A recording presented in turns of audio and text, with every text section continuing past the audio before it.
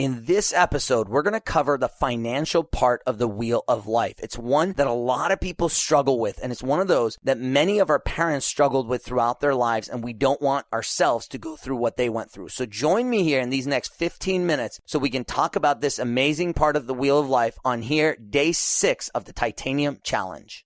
Welcome to day 6 of the Titanium Challenge. Hey guys, it's only a 16-day challenge and we're already on day 6. That means there are only 10 days remaining. Now, if you're doing this on the same schedule that we started at, and you don't have to have done it this way, but if you started on a Wednesday, that means today it's Monday. You've just had a weekend. So, how was your weekend? And have you stuck to everything we talked about making sure we do? Let me remind you real quick what we've already committed to doing.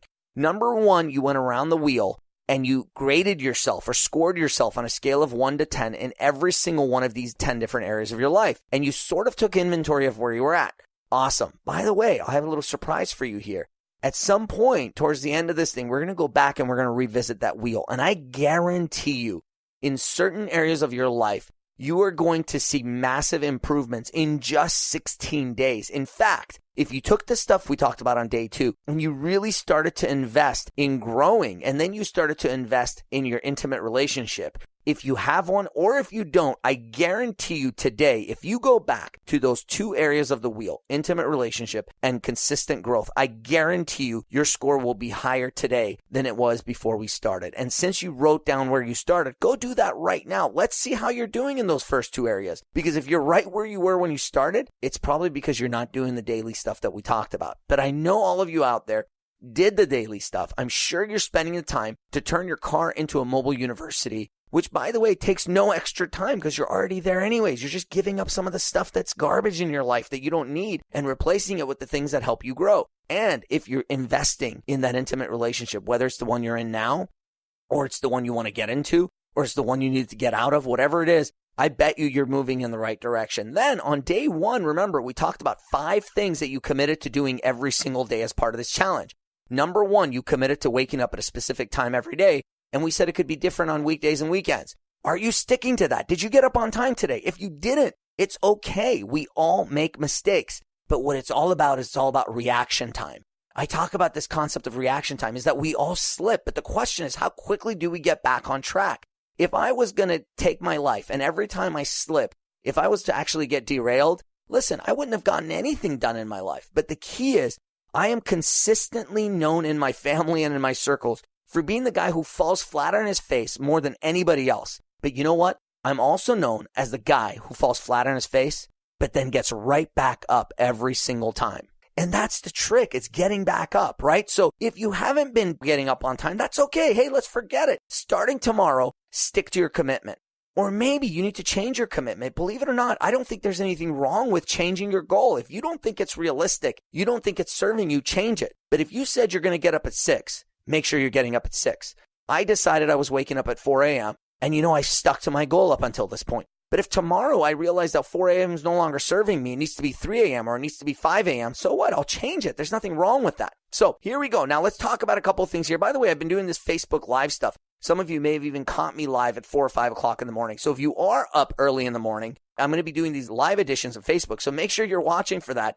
And when I go live, please come on and comment. I love seeing that people are watching me live, especially that early in the morning. So here we go. Now, so number 1, it was what time you were going to wake up. Are you sticking to that? If you are, awesome. Number 2, you were supposed to come up with a specific time that you would enter the career zone. Are you sticking to that? Awesome. Number 3, you committed to going to the gym every single day. Have you been going every single day? Today is day 6, right? And day 1, I kind of caught you in the middle of the day. So maybe you didn't go to the gym day 1. Hopefully you did, right? But that means you should have gone to the gym at least 4 times by now. Maybe 5 times if you went day 1. And then if you've already gone to the gym today, that's 6 times. Did you do that? Because if you have, you're already well on your way to almost a week of doing this. And remember what I said, I don't want you to go to the gym for more than 25 minutes. Spending more than 25 minutes at the gym is just going to make it where you're not going to be able to go back consistently. Now, there's some of you out there who are freaks of nature. You're these bodybuilders, fitness people, or just people who are crazy in love with the gym. I'm not one of you. But some of you are. And if you go to the gym all the time, you never miss days, you never take a month or 2 months off, and you haven't been through periods of your life where, you don't go to the gym and you put on 25 pounds. If you're one of those people who's that committed to the gym, you can go for more than 25 minutes. But for the rest of us mere normal human beings out there, it is not a good idea to go for more than 25 minutes because what it'll do is it'll turn you off from the gym in the long term. All right. So we talked about that. Hopefully you are sticking to that. In fact, I know that you are. We also talked about you making sure that every day you're spending 30 days focused on the intimate relationship part of your wheel. So if you are in a relationship, then that's who you need to be giving that time to and giving them 100% of you for those 30 minutes. If they're out of town, maybe you can do it over the phone. If they're out of town and they're out of reach, maybe it's 30 minutes you spend writing them a love letter, or maybe it's 30 minutes you spend, I don't know, doing a chore they've wanted you to do for a long time or going shopping for them. I don't know what it is, but every day, 30 minutes towards your intimate relationship. And if you're not in one, you're going to focus on putting that time into yourself, because instead of doing what so many of these dating coaches teach, which just drives me crazy, which is make a list of everything you want in a man, make a list of everything you want in a woman. BS. Don't make a list of everything you want in a man. Make a list of everything you want in you. Who do you want showing up to that next relationship? That's what I want you to write down, right? We talked about that. And then we also talked about you documenting what is the reward you're going to get at the end of this thing. So make sure you have that. And finally, then we added on to it the piece about consistent growth and your car turning into a mobile university. So today being Monday morning, I want to make sure, are you doing all that? If you are, awesome. So today, what I want to add to all of this is finances. And this is going to be a quick one. A lot of this Monday morning was just review of the last stuff, because what we're going to talk about here is pretty simple. Look, when it comes to your finances, the fact is this: you are never going to get out of the rat race unless you change your spending habits. What that means is, in terms of the financial area of the wheel, if you did not score very high in this area, I guarantee you, whether you believe it or not, your problem is not how much money you're making. So let me do a little mind reading here. If you're one of the folks who scored yourself lower than a 7 on the finances, I guarantee you, if I were to ask you a question, why are you only a 7? You would have told me it's because I don't make enough money, right? Am I reading your mind? Because I know 90% of you out there scored yourself below a 7. And if I were to ask that 90%, why are you only at a 6, a 5, a 4, a 3, a 2, a 1? What you would tell me is, Armand, I don't make enough money. Well, here's what I'm here to tell you. It's not about how much money you're making. It's about how much money you're spending. Because the way the rat race works is this.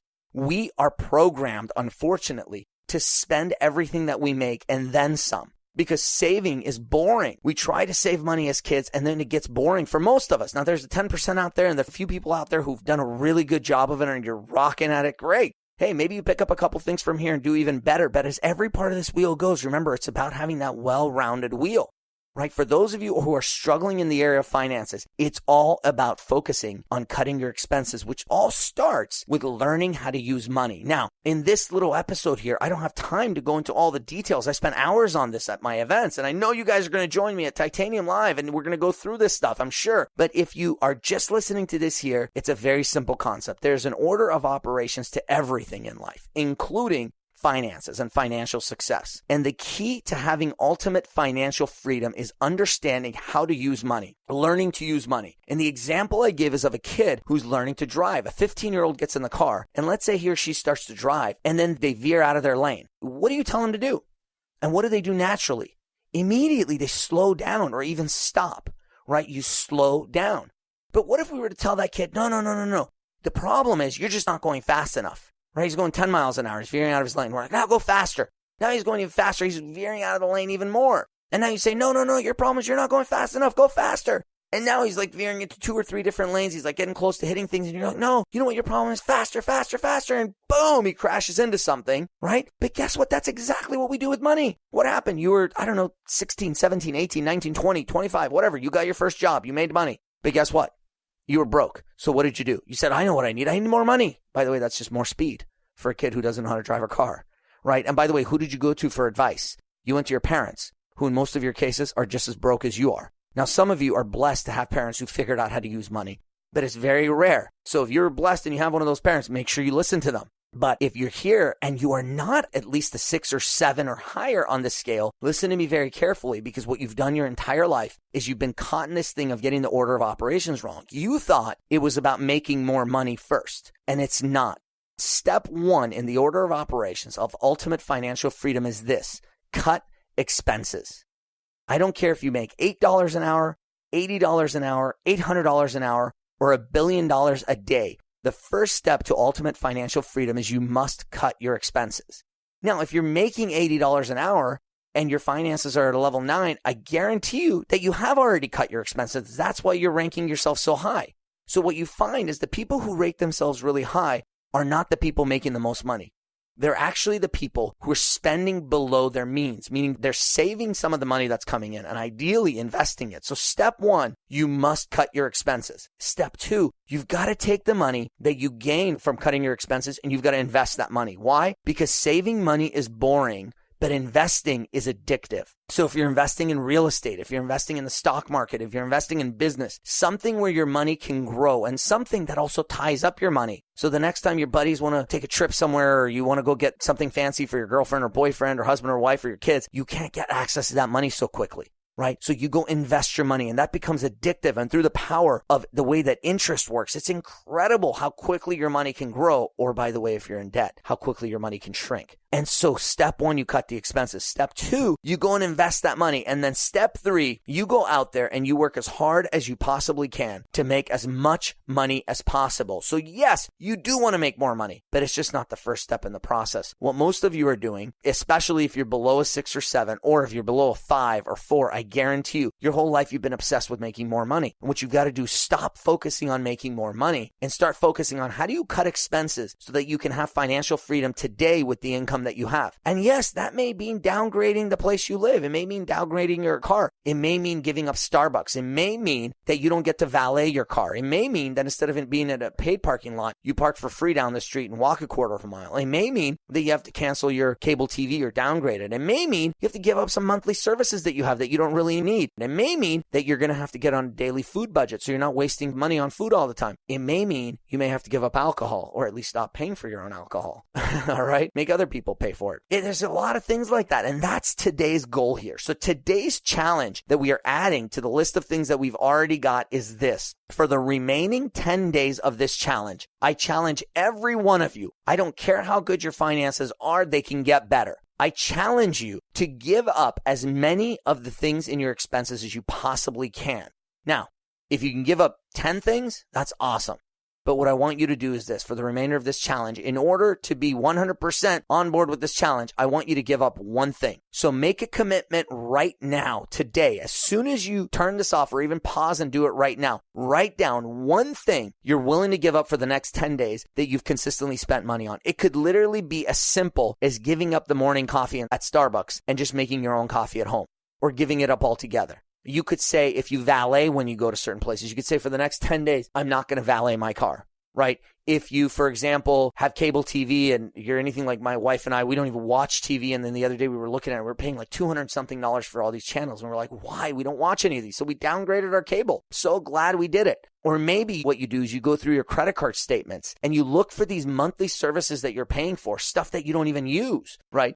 Or maybe you set yourself a specific budget for food every day. So this is something I do consistently when I'm trying to cut down. So you could set yourself a budget. I don't know for what it is for you. Is it $25, $35 food? But come up with a daily budget you can put for food. Maybe that's what you do. Or for the next 10 days, if you're one of the people who loves wine and alcohol and you like going out, maybe you say for the next 10 days, I'm not going to buy any alcohol. Now, by the way, you could either say no alcohol, or you could say, because this is finances, it's not health and fitness here, you could say I'm still going to have alcohol, but I'm going to, spend a little bit of extra time looking real good so other people can buy me my drinks. I don't care. Today is the day for finances, so do whatever you got to do to cut your expenses as much as possible. But as today's challenge, again, I don't care if you're at a 1 or you're at a 10 in finances. I want you to give up one thing. Now, what's interesting is this. If you're listening out there and your finances are at an 8, 9, or 10, I bet you've already come up with 2 or 3 things that you're willing to cut. Not because you have more money. In fact, a lot of the people who grade themselves at an 8, 9, or 10 don't actually make as much money as the rest of us think. But what it is they have financial freedom because they don't have these bills piling up every month. They're not paying all these interest rates and all this crazy stuff. So give up one thing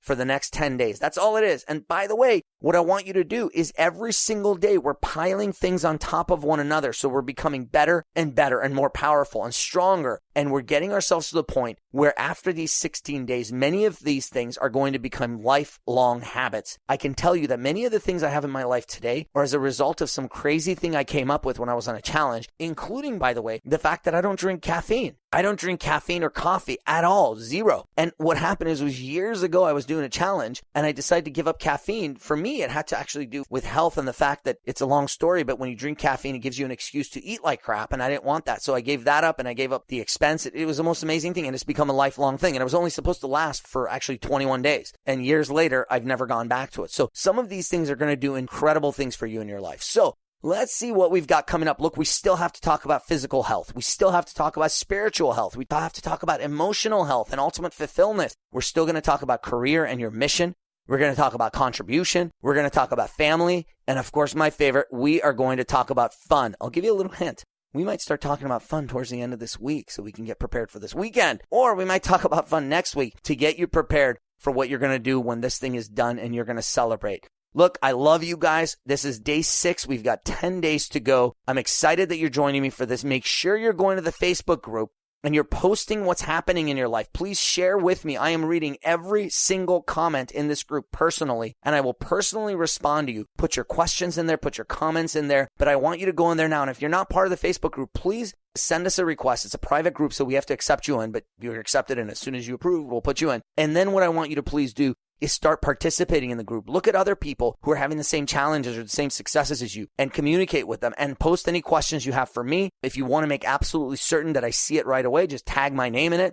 But either way, I'm reading every comment, every post, everything. Let's get active. Let's kick some butt in there. And congratulations on now being on day 6 of this challenge. With 10 days to go, I love you all, and I want to always remind you, lead with your heart.